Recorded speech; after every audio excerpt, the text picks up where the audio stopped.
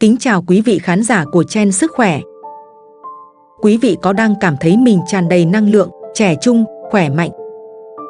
Liệu có bao giờ quý vị nghĩ rằng một căn bệnh từng được xem là của người già lại đang âm thầm gõ cửa những người trẻ, thậm chí là ngay cả khi chúng ta còn đang ở độ tuổi sung sức nhất?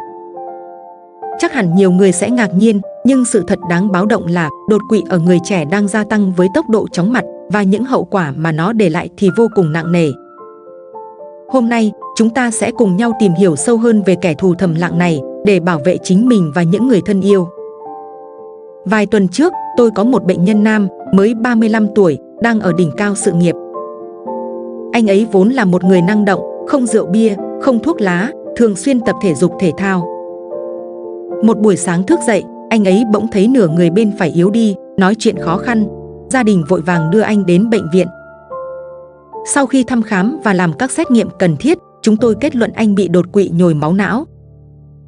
Cả gia đình bàng hoàng, không thể tin nổi. Một người trẻ như anh ấy, tại sao lại đột quỵ? Đây không phải là trường hợp cá biệt. Trong những năm gần đây, chúng tôi, những người làm trong ngành y tế, chứng kiến ngày càng nhiều bệnh nhân trẻ tuổi nhập viện vì đột quỵ. Thậm chí có những trường hợp chỉ mới ngoài 20, 30 tuổi.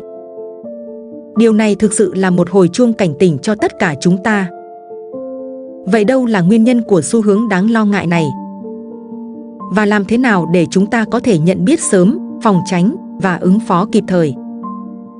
Thưa quý vị, đột quỵ hay tai biến mạch máu não là tình trạng não bộ bị tổn thương nghiêm trọng do nguồn máu cung cấp cho một phần não bị gián đoạn hoặc giảm đáng kể, khiến các tế bào não thiếu oxy và dưỡng chất, từ đó chết đi nhanh chóng. Có hai loại đột quỵ chính: nhồi máu não chiếm khoảng 80 đến 85% các trường hợp, xảy ra khi cục máu đông làm tắc nghẽn mạch máu não, và xuất huyết não chiếm khoảng 15 đến 20%, xảy ra khi mạch máu não bị vỡ, gây chảy máu vào trong não.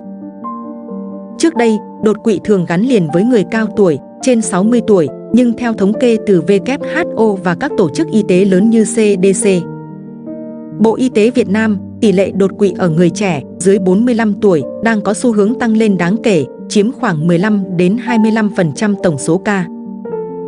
Điều này không chỉ gây ra gánh nặng lớn cho cá nhân và gia đình mà còn ảnh hưởng đến lực lượng lao động xã hội. Vậy, những yếu tố nào đang đẩy người trẻ đến gần hơn với nguy cơ đột quỵ? Đầu tiên, phải kể đến những thói quen sống không lành mạnh đang ngày càng phổ biến trong giới trẻ. Đó là tình trạng lạm dụng rượu bia, thuốc lá điện tử. Nicotine và các chất độc hại trong thuốc lá làm tổn thương thành mạch máu, gây xơ vữa động mạch, tăng huyết áp. Rượu bia cũng tác động tiêu cực đến hệ tim mạch. Tiếp theo là lối sống ít vận động, ăn uống thiếu khoa học. Thức ăn nhanh, thực phẩm chế biến sẵn nhiều muối, đường, chất béo xấu khiến người trẻ dễ bị rối loạn mỡ máu, thừa cân béo phì. Đây chính là những yếu tố nguy cơ hàng đầu dẫn đến tăng huyết áp, đái tháo đường, những bệnh lý nền mà nếu không được kiểm soát tốt sẽ trực tiếp dẫn đến đột quỵ. Thứ hai, các bệnh lý tiềm ẩn mà người trẻ có thể không biết mình mắc phải.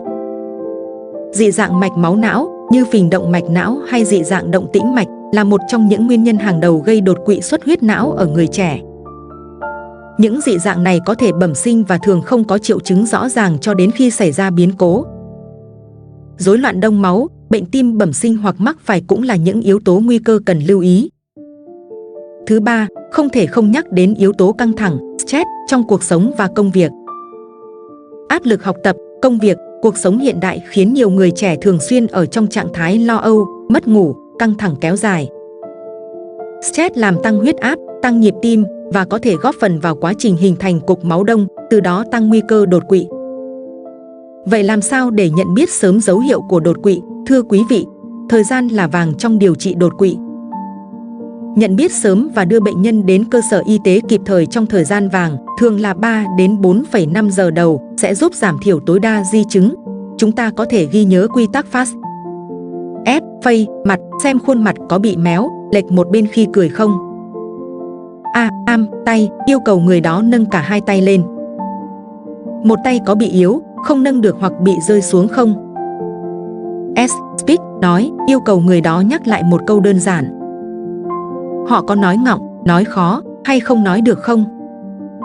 T. Tham, thời gian, nếu thấy bất kỳ dấu hiệu nào trong số trên, hãy gọi cấp cứu 115 hoặc đưa người bệnh đến bệnh viện gần nhất ngay lập tức. Ngoài ra, một số dấu hiệu khác có thể gặp ở người trẻ nhưng thường bị bỏ qua như đau đầu dữ dội đột ngột không rõ nguyên nhân, nhìn mờ hoặc nhìn đôi đột ngột, chóng mặt, mất thăng bằng đột ngột, tê yếu đột ngột ở một bên cơ thể. Nếu những thông tin này đang thực sự hữu ích cho quý vị, đừng ngần ngại bấm nút like video này để ủng hộ kênh Chen Sức Khỏe nhé. Và nếu quý vị chưa đăng ký, hãy nhấn vào nút đăng ký và biểu tượng quả chuông để không bỏ lỡ những kiến thức sức khỏe giá trị mà chúng tôi sẽ mang đến hàng tuần. Sự ủng hộ của quý vị là động lực lớn để chúng tôi tiếp tục lan tỏa thông điệp chăm sóc sức khỏe cộng đồng. Khi đột quỵ xảy ra, việc cấp cứu và điều trị kịp thời là vô cùng quan trọng. Tại bệnh viện, các bác sĩ sẽ nhanh chóng xác định loại đột quỵ và áp dụng các phương pháp điều trị phù hợp, như dùng thuốc tiêu sợi huyết đối với nhồi máu não trong thời gian vàng, lấy huyết khối cơ học hoặc phẫu thuật để xử lý xuất huyết não. Tuy nhiên, phòng bệnh hơn chữa bệnh. Đối với người trẻ, việc phòng ngừa đột quỵ càng trở nên cấp thiết. Chúng ta hãy cùng nhau thực hiện những điều sau đây. Thay đổi lối sống, hạn chế tối đa rượu bia, tuyệt đối không hút thuốc lá và thuốc lá điện tử. Xây dựng chế độ ăn uống lành mạnh, tăng cường rau xanh, trái cây, giảm đồ ăn nhanh, đồ chế biến sẵn, thực phẩm nhiều dầu mỡ và muối. Vận động đều đặn, dành ít nhất 30 phút mỗi ngày cho các hoạt động thể chất như đi bộ nhanh, chạy bộ, bơi lội, yoga. Kiểm soát các yếu tố nguy cơ nếu có tiền sử gia đình về tăng huyết áp, đái tháo đường, rối loạn mỡ máu. Hoặc nếu quý vị đang mắc các bệnh này, hãy tuân thủ chặt chẽ phác đồ điều trị của bác sĩ, tái khám định kỳ để kiểm soát tốt các chỉ số. Giảm căng thẳng, học cách quản lý stress thông qua thiền định, yoga, dành thời gian cho sở thích cá nhân hoặc đơn giản là nghỉ ngơi hợp lý. Giấc ngủ đủ giấc và chất lượng cũng đóng vai trò quan trọng. Khám sức khỏe định kỳ, đặc biệt quan trọng là khám sàng lọc, tầm soát các bệnh lý tiềm ẩn như dị dạng mạch máu não, nhất là khi trong gia đình có tiền sử đột quỵ sớm.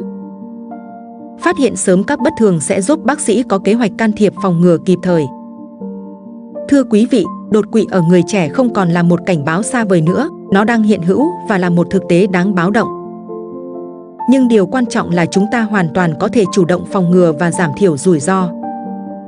Hãy lắng nghe cơ thể mình, chăm sóc bản thân từ những điều nhỏ nhất, bởi sức khỏe chính là tài sản quý giá nhất mà chúng ta có. Đừng đợi đến khi bệnh tật gõ cửa mới bắt đầu hành động. Nếu quý vị có bất kỳ câu hỏi nào hay muốn chia sẻ câu chuyện cá nhân của mình liên quan đến đột quỵ ở người trẻ, đừng ngần ngại để lại bình luận bên dưới video này. Chúng tôi luôn sẵn lòng lắng nghe và tương tác cùng quý vị. Và một lần nữa, đừng quên đăng ký kênh Chen Sức Khỏe để cập nhật những kiến thức y học mới nhất, giúp chúng ta cùng nhau xây dựng một cộng đồng khỏe mạnh hơn. Xin chân thành cảm ơn quý vị đã dành thời gian theo dõi. Hẹn gặp lại quý vị trong các video tiếp theo.